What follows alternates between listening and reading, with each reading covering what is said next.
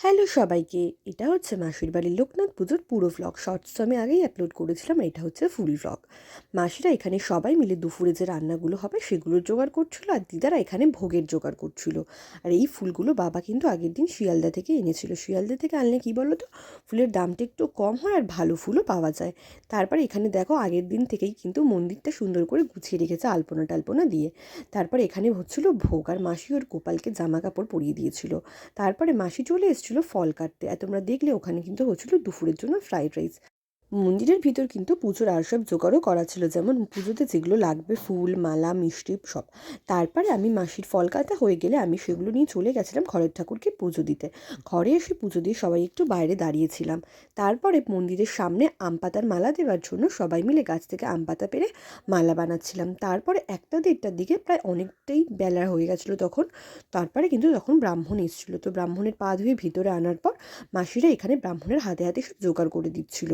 যদিও সব জোগাড় আগে থেকেই করা ছিল, তো একটু হাতে হাতে গিয়ে দিচ্ছিল। তারপর এখানে কিন্তু পুজোতে বসে পড়েছিল। তারপরে সবাই মিলে এখানে আমরা বসে বসে পুজো দেখছিলাম। আমি ভেবেছিলাম যে অঞ্জলি দেবো, মাসিদের বাড়িতে পুজোতে আগেও গেছিলাম, কিন্তু অঞ্জলি দেওয়া হয়নি। তারপরেই শুরু হয়ে গেছিল আরতি, তোমরা আরতিগুলো দেখে নাও।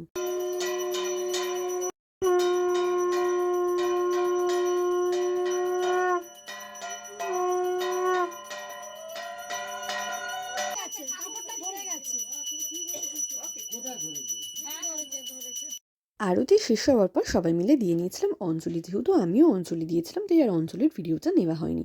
তারপর এখানে শুরু হয়ে গেছিলো যজ্ঞের প্রস্তুতি। যজ্ঞ হওয়ার আগেই যে আলপনাটা হয় এটা কিন্তু বেশ ভালো লাগে। যজ্ঞের সময় নাকি মাথা ফাঁকা রাখতে নেই, মানে মাথায় কোনো কাপড় দিয়ে বসতে হয়, তাই আমি চাদরটা দিয়ে নিয়েছিলাম। তারপরেই কিন্তু শুরু হয়ে গেছিলো যজ্ঞ। তোমাদের কাদের কাদের পুজোর যজ্ঞ দেখতে ভালো লাগে কমেন্টে জানিও, আমার কিন্তু বেশ ভালোই লাগে। আর এই যজ্ঞটা না যত মানে আস্তে আস্তে শেষের দিকে যাচ্ছিলো তত আরও আগুনটা মনে হয় উঁচুর দিকে উঠছিল, আর মাঝে মাঝে তো মন্দিরের দিকে মানে লোকনাথ বাবার মন্দিরের দিকেও চলে যাচ্ছিলো।